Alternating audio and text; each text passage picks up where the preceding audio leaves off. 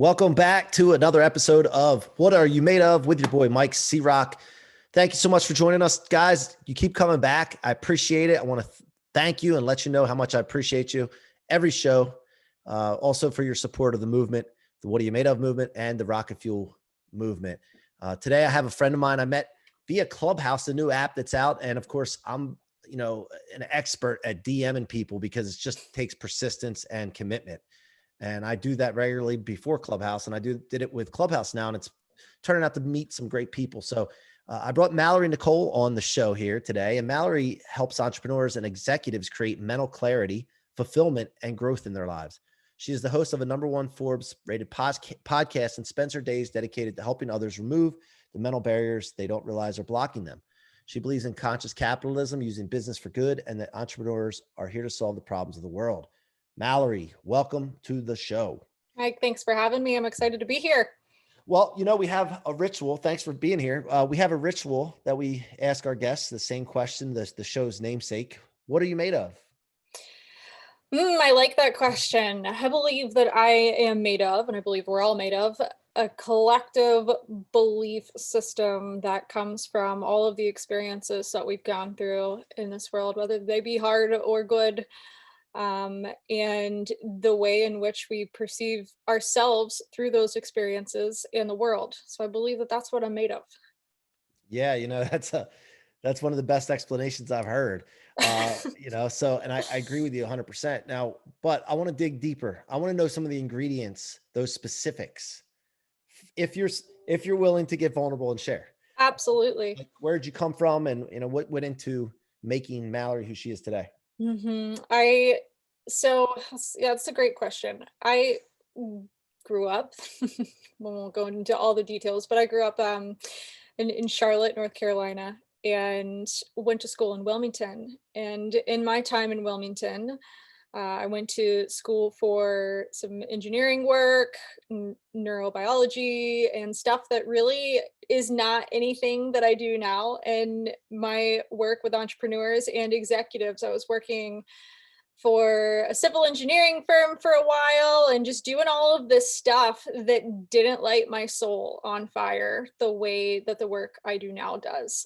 And so I have this long kind of history of kind of just doing things for the sake of doing them. And I am someone that I've learned that when I'm not aligned and on the right path that I'm called to be on, that's going to feel different to different people depending on what your beliefs and spirituality are. But when I'm not really doing what I'm called to do, I actually experience like bad things start to happen to me. And I'm not even kidding when I say this. Like, I've gone through some major stuff. I've gone through a traumatic brain injury. I've had like all these crazy major health problems. I've gone through, being a person that was in like multiple car accidents in a month's time, like all this weird stuff. And looking back on all of it now, it's so clear to me because I can look back and say, oh, well, I mean, like, I just wasn't listening to the signs and I wasn't being honest with myself about what my value is and what I'm capable of and what I'm here to do in the world.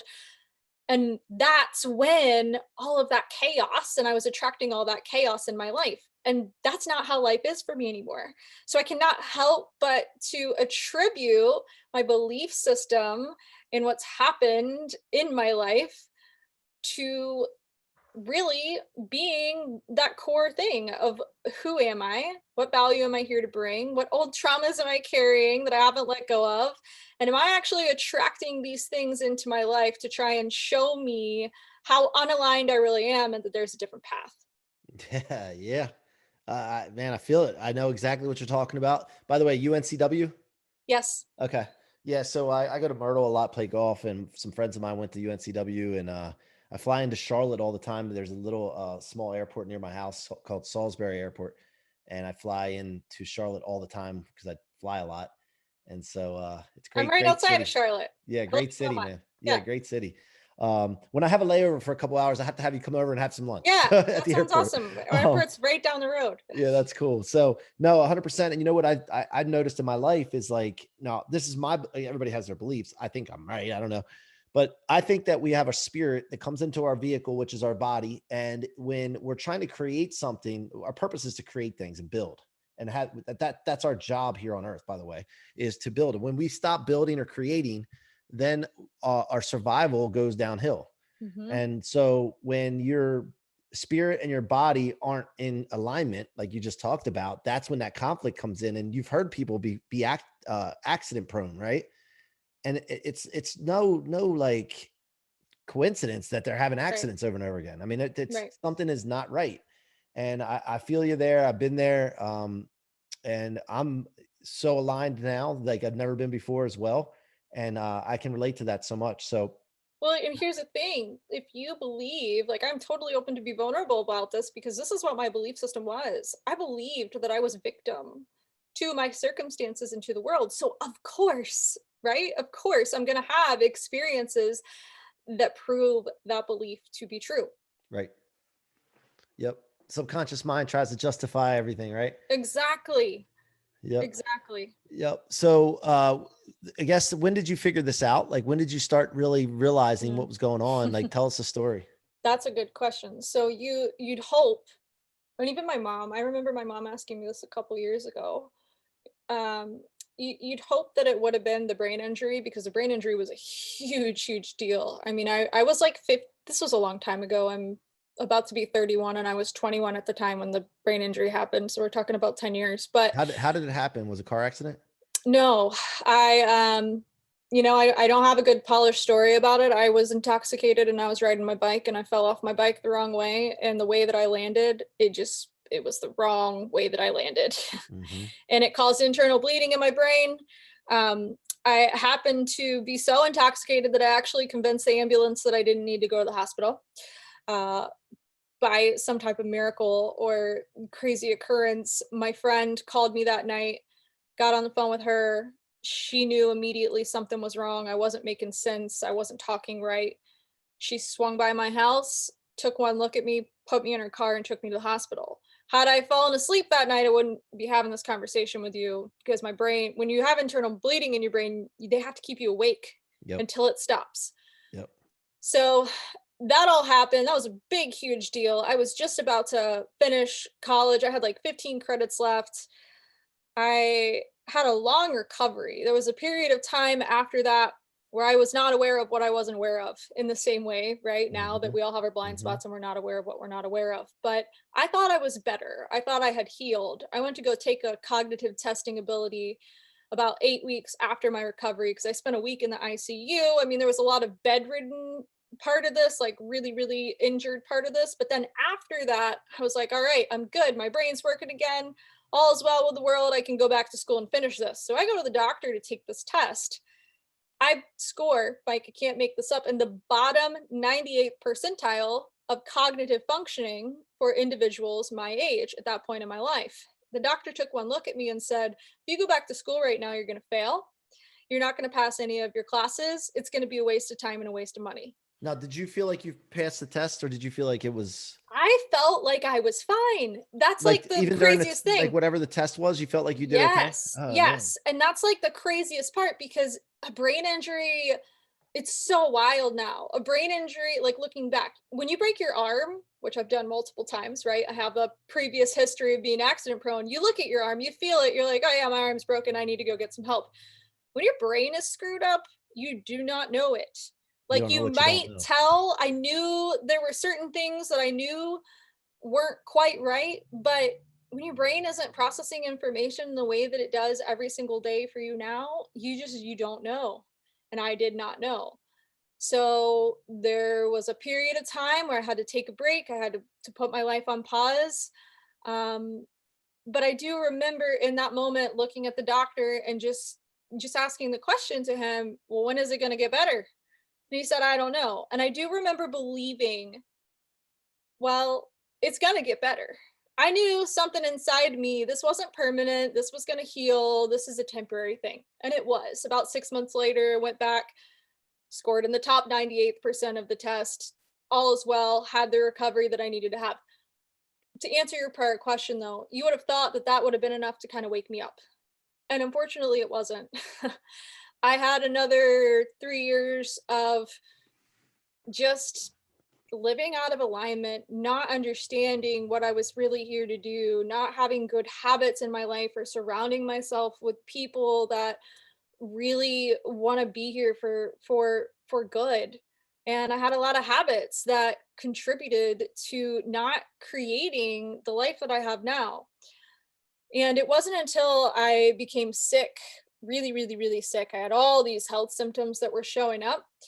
I've got a gluten intolerance, for those of you that are, are well aware of the health consciousness of the world. Well, 6 years ago that wasn't the case. When you were trying to figure out what was going on 6 years ago, if you had a gluten intolerance, it wasn't as easy. We've kind of come over that hump as far as, Mhm. social media and society talks about food allergies. So that took a long time. And that was my wake up. During that time, I was like, this is something else is happening. This is like just ridiculous. What is going on with my life? Why do I keep attracting all of this stuff that I don't want to be experiencing? And it was not overnight. It did not happen in a weekend. I did not go to a retreat and come back completely healed, but that woke me up. Yeah. Yeah. And then from there, carrying forward, like you just did you find yourself like, oh, now I'm on a mission? Yep, I started getting intuitive fits. I was working for an engineering firm. I got this just thought, like one thought, no logic behind it. Go get a health coaching certification. I went and spent 5 grand, signed up for the first one I found to go get a health coaching certification. Not how I used to make decisions like that. Saying that out loud for me at the time, like 5, 6 years ago, that doesn't make sense. I was very an overthinker. I would think really long Mhm. and hard about stuff, but I just did it. That led to just meeting people who were able to help me with old traumas that I hadn't processed, and working with my own coaches. And then, which led to the work I do now, understanding human behavior and performance and how this really affects, all of us, and how people lead businesses. And, if you are somebody that believes that you are struggling with your own worthiness in the world, you're not going to have boundaries in your business, and your business performance is going to struggle, and your team is going to struggle from it. So just that really led to furthering my education, furthering my resources, continuing to improve myself, but also changing my entire paradigm about how powerful we really are and what we have the capacity to do. And so when you did that and you started learning, how did you start to market your business? Like, how did you start taking your first dollar? That's a great question. I did a Facebook Live, and I started my business actually as a health coach.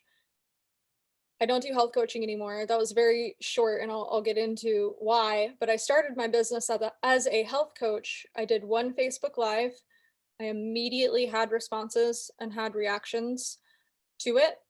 I got some clients from that first video. And then I said, okay, this is working. I need to do more of this. I hired a coach to help me with accountability, marketing, showing up, all those kind of things. Mhm. Entrepreneurs need resources no matter where you are in business. You know just as well as I do, you go further if you have someone else on your side. Started working with a coach, really started putting myself out there, and things just started working, and I was making money. Like my health coaching business was quickly taking off, but people were scheduling on my calendar for mindset work. Like 6 months in, people were scheduling on my calendar for help in mindset and behavior and habits and performance, and that it didn't have anything to do with what I was talking about in relation to the health components that I was sharing. And so I started listening to that sign, and I'm like, okay, maybe I'm not actually here to talk about nutrition. Maybe I'm here to talk about something bigger. So I started leaning into that, and I started expanding on what I was really talking about and the marketing that I was putting out, and giving myself an opportunity to go, all right, what's next? You might be six Mhm. months into this thing, but that every time you lean in just a little bit more to these things that you keep feeling and that keep showing up for you, life gets better and better and better. So I did. Mhm. And I made that transition really, really quickly, amongst all of the other side of it of, who are you to be doing something different? Who are you to be working with business owners that are way more established than you? on mindset stuff. Like, who are you to be doing that? And just went for it. And now here we are. Yeah. So there's one thing to be said about moving around and switching direction and just looking for the shiny bells and whistles or getting distracted. But when you're hearing from the market, which is what sounds like you did, you heard from your clients or the people that were paying attention to you, and then listening to the questions and challenges they have, and then formulating your business and shaping it around that, Mm-hmm. that is where the secret is, right? Yep. Yeah. Yep. And once Yeah. I made that transition, I mean, my message, it's been the same for years. You know, obviously we all go through business growth and there's been different iterations of it and things have changed and the clientele has changed, but it comes back to the same principles. Yeah. Yeah. And now, like, I guess you go with what, you feel and what comes your way and all that. But what is the grand plan for you that you have for yourself right now, as far as business goes? So right now, that's a good question. Right now, as business goes, I have clients obviously that I work with in this capacity. I stay pretty full with clients. That's one thing that, I don't want to say it's luck or that I'm blessed. I think that truly comes from consistency. And I just want to be super honest with the audience of who's listening. That doesn't just happen. That happens because you stay consistent with a message, you stay consistent with your habits. I have a good client flow that comes in, hangs out, we do our work together. That's something that's been stable. The business has continued to grow year after year, and with that, this year, that's actually kind of allowed me to start thinking about like what else do I want to be working on, because I don't have to spend as much time with the marketing and development and the structures and all of that stuff in the work that I do with people. So I have been working with a company on marketing, actually, a conscious capitalism company, leadership, working within organizations for change organization, because it's something I'm just passionate about. Hmm. And I have been working to kind of build up some time and calendar space and relationships in that world to see how this belief work that I do with individuals can translate into actually working with bigger corporations and internal companies to help change management. Yeah. Did you watch the show Billions? I haven't. Well, on that show, there's a lady that works in their office, and she has a nice office, and she's got like one of the nicest offices in the building. And her job is to work on that, like Mm-hmm. with these guys that are these hedge fund guys, Mm-hmm. and because they go nuts sometimes, and they need to be either grounded or figure out what's going on with their behavior or their thoughts, and they have a position just for that. So it's pretty Right. cool. It reminds me of Right. that. So the next thing I wanted to ask you about was your podcast. How did you? Well, by the way, have you ever thought about writing a book? Yeah, actually, I've been talking to somebody about potentially doing that later on this year. That's funny that Awesome. you asked that. Yes, that Awesome. is potentially in the works. It's a good question too, because I've felt like up until kind of lately that I wasn't where I wanted to be with the book. Like there were things that were going to be in the book that I hadn't yet experienced. If Hmm. that makes sense. Yeah, I just went through that. Yep, same thing. Yeah, Yeah, yeah. And yeah, so just as of lately, in this 2021, I'm like, you know what? I think that I'm about to hit that time and start yeah, getting some of this stuff out. yeah. If you ever have any questions or anything, or you're going through something, or just want to, shoot me a message, because I'd be happy to talk to you about what I went through and my experience with it. I Awesome. definitely had a year this year, and I saw the year was playing out, and I'm like, wait a minute, I can't finish this book yet. Like this, there's so much Right, stuff, right. right? And I'm still now I'm to the point where I have enough. The book's done, and I'm going to do another one now because of the new things that are going to happen. Hmm. But I went through that same exact thing, and I'm glad I waited, because man, I don't think it would have been the product that it is without that. So Well, it's good to hear that feedback too, because I think a lot of times when you tell people, specifically when you're talking about a book, they believe that you're waiting for some type of perfection, and it's not mhm, like your life is going to be over and then you're going to write this no, grand book. You might write another one, but you sometimes do have that feeling. I think there's stuff in this book that I haven't quite yet fully fledged out and yeah, gone through. Yeah, yeah. I would do this though, if I may. Yes, make a suggestion. I'm I open. I would just write, like, Well, I do a lot of that. yeah, yeah. So make sure you're Yeah, doing a lot of writing yeah. and journaling, and when you have an idea, like I'll just put notes in my phone. I have this. There's an app. It's free. It's called Daybook, and I'll just pop that on sometimes on my phone if I'm on a plane or have a thought, and like I speak right into it or I type it real quick, and then it actually dates and times when you do it, so you can keep track of timeline of it. And I just took a lot of that stuff, copy and pasted it into a brain dump, and then worked the book around that, along with podcasts. Like you Right. take, transcribe your podcast and make chapters out of that. I mean, there's so many different ways you can do it. But I would just always be writing, like every time you have an opportunity, because you never know what you can use, and you can always delete things and not include things. But I think the more you write, the more you journal, the more you have thoughts, stream of consciousness, even the more things, the better content that you get. You can pick and choose and get it Absolutely out. So agree with that. as far as the podcast, how long have you been doing your podcast? I started my podcast 2 years ago so it was 2 years ago in December, and I went through a rebrand about 6 months after. So if you look at my podcast, it actually says it's like a year and a half old. It's just the person that I was working with at the time. We were making some changes, and we had to basically take all of the work that we had done and re-upload it into the podcast platforms. But yeah, the podcast in and of itself is such a game changer. Why? Relationship builder, connections, the conversations that you have. Like, I don't want to spark too much curiosity from the listeners, but the conversations you have when you stop recording with people, and then maintaining those relationships, continuing on, and just seeing what can come from that, is just super powerful. But also something that you just mentioned, and I think this correlates, talking about my story, talking about my life, talking about the things that I believe in and the work that I know is important to me. It's developing a skill. So if Yeah. I'm having to go on and create content once a week, once every other week, twice a week, I've done different iterations of how many times it goes out.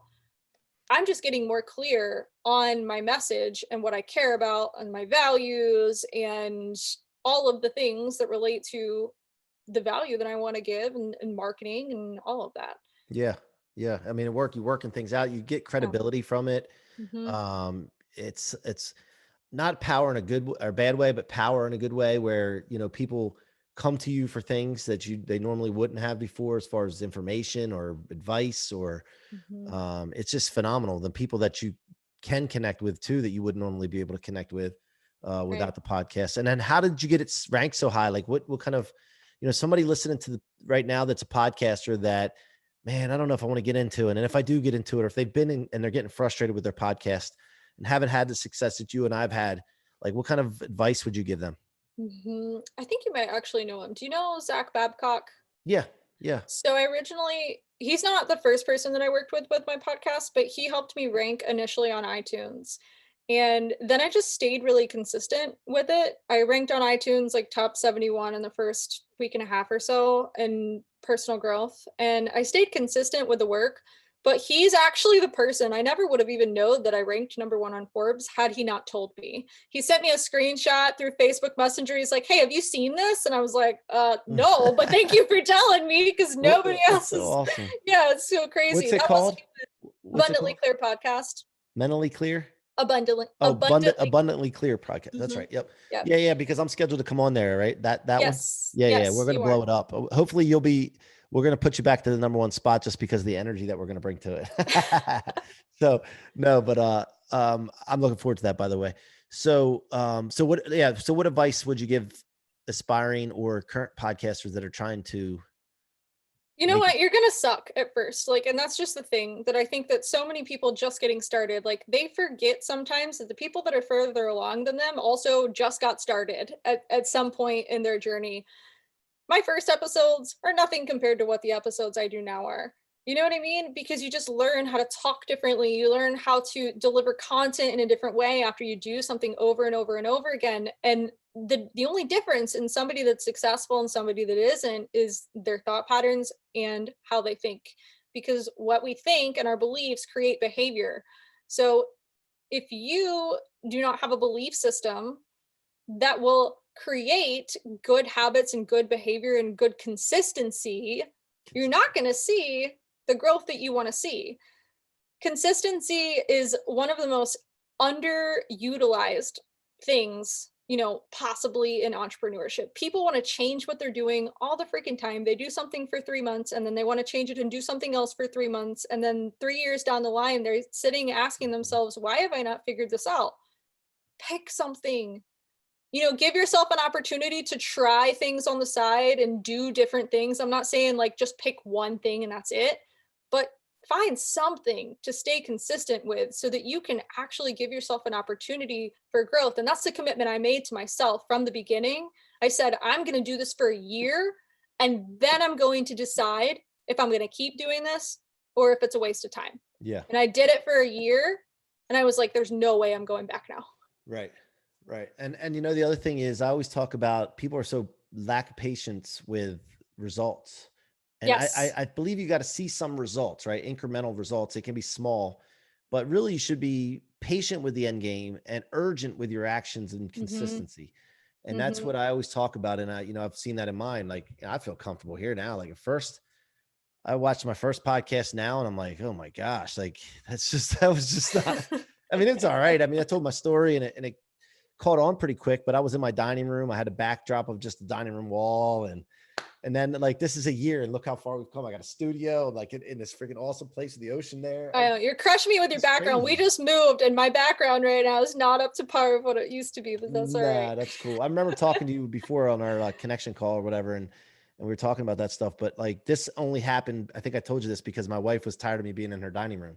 And so it looks awesome. It really does. It looks awesome. She took her real estate money that she's been making. And she's like, I don't care about the money. Just go down get in the basement. It's actually not a basement. The pool's right there.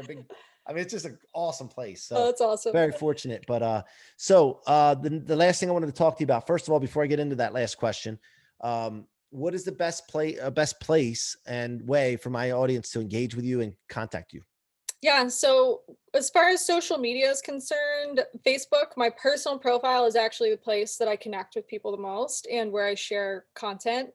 And then my website, Malorie, is kind of challenging to spell. So abundantlyclearpodcast.com is the quickest and easiest way to get to my website. That'll take you to the podcast portion. But if you want to email me or reach out to me, I've got team, but I check all my emails because I know the work I do can be quite personal. So it'll go straight to me if you want to reach out.